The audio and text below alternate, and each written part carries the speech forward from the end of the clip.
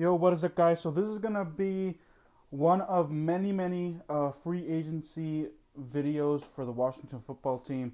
I'm gonna start off free agency talk with the quarterbacks, and with the quarterback talk, I'm gonna split it into two videos.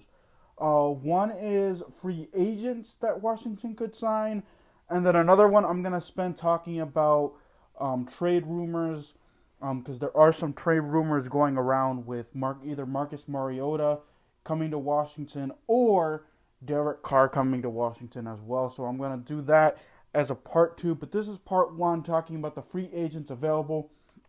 Um, so here is my first pick. If Washington could sign him, I'm going to talk about what's the good about him and what the bad is about him. The first option is Dak Prescott. So Dak Prescott, the Cowboys quarterback who got franchise tagged. Well, you're gonna, if you're a Cowboys fan, you are unhappy with your ownership not re-signing him to a long-term deal. Um, he was, he's a stat guy.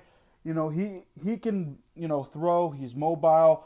Even though he's coming off of that injury, that's one of the main concerns that I have about Dak Prescott. He's coming off of an injury, so I want to see how he is once he comes off of that injury. But other than that, he's good. Led Dallas to a playoff appearance every year except for I think it was his sophomore season, where he didn't lead Dallas to a playoff year. Obviously, last year he got hurt in week five. So I'm not gonna count that. But if he played a full 16 game season, he would have had incredible stats because he was just throwing the football all over the field.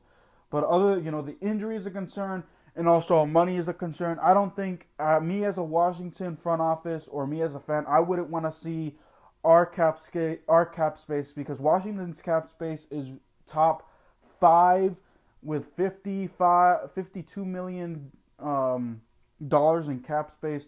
So you would have to pay $40 million for Dak Prescott, and I'm not willing to do that, to be honest. But he would be a good free agency signing for Washington at the quarterback position. Of course, it would be a huge upgrade over Taylor Heinicke, Kyle Allen, and even Alex Smith. Next up, Cam Newton. Now, Cam Newton's coming off of his worst year statistically, but however, my main concern with him is his injuries. He's been injury prone the last 3 years, really hasn't had a healthy season since 2017. The good thing is that he has that connection with Marty Hurney, Ron Rivera. That is the only thing that he has going for him right now, but his injuries are a concern.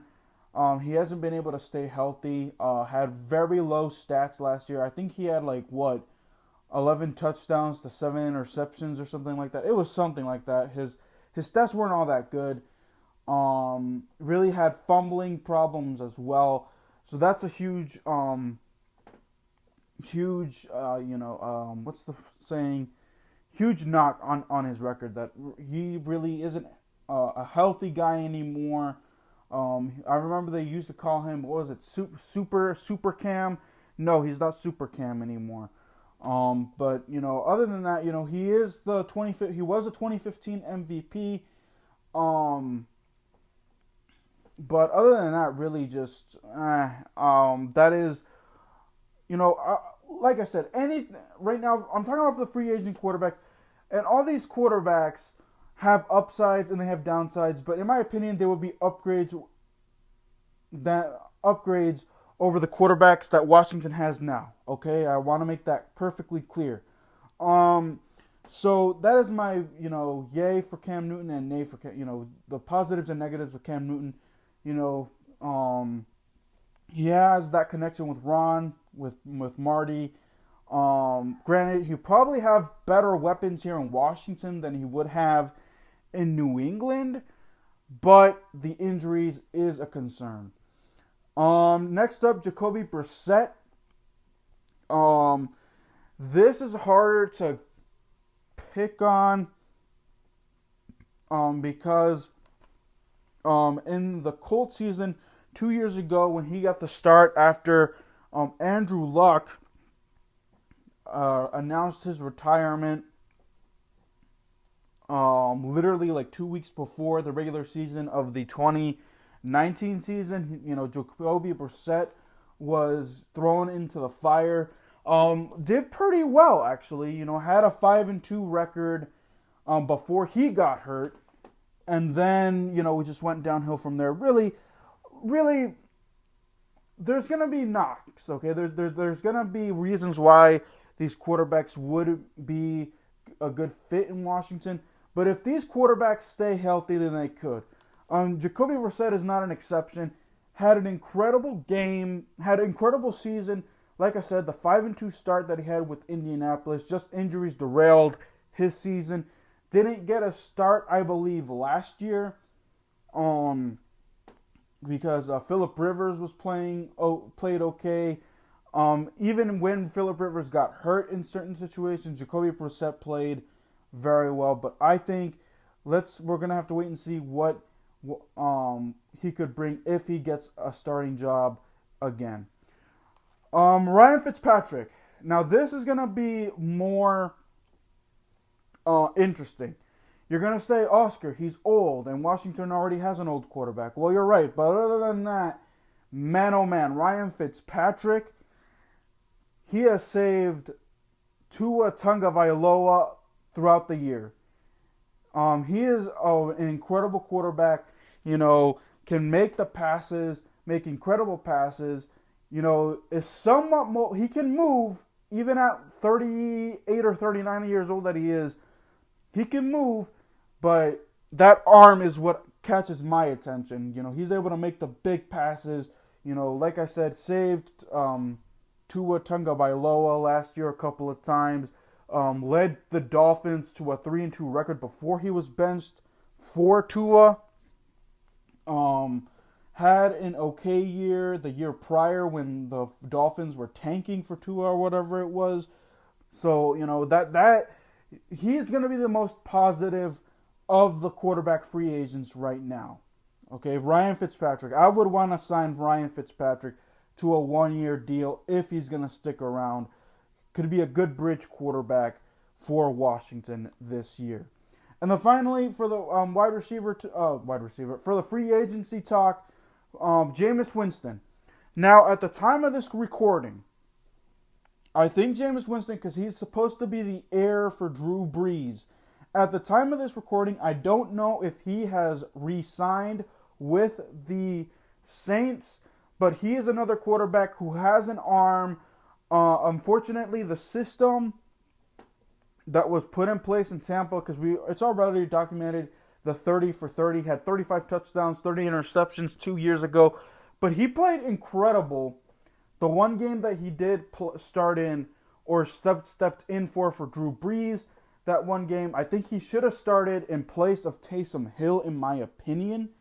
And of course, he should have stepped in when Drew Brees was struggling in the NFC divisional game against the Tampa Bay Buccaneers, because he was better. He has the arm. He has the arm talent. He had Michael Thomas. I was thinking of the Packers. No, he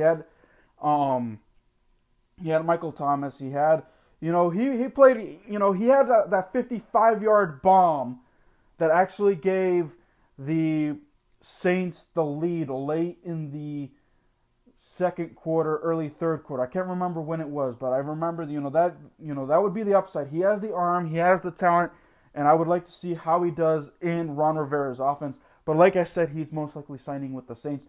The only notch against him, as I said earlier, the turnovers. In Tampa, he was known as a turnover machine, but with Scott Turner's offense, I think he could minimize that, especially if he actually learned. He sat behind Drew Brees, held the clipboard most of the time. So hopefully he will get a starting job. I think he would be a good fit in Washington. Had a year off. Let's see what he got. But that's if he is a free agent. Like I said at the time of this recording, I don't know if he has resigned with the Saints, but there was rumors going around that he was going to, because he was Drew Brees' heir. So, guys, those are my top free agency picks for the quarterbacks for the Washington football team. Like I said, I'm going to be going over trade rumors because Derek Carr and Marcus Mariota, who, fun fact, are both Raiders quarterbacks, are rumored to come to D.C. I'm going to discuss what Washington should give up for them, what their trade value could be, so on and so forth. So that is coming up next. So until then, guys, if you're new to my channel and you rock with me and you like what you hear, please give me a subscribe, hit that red button, like this video, share this video, comment to let me know what your thoughts are. Until then, guys, keep it real. I'll see you guys next time. Peace.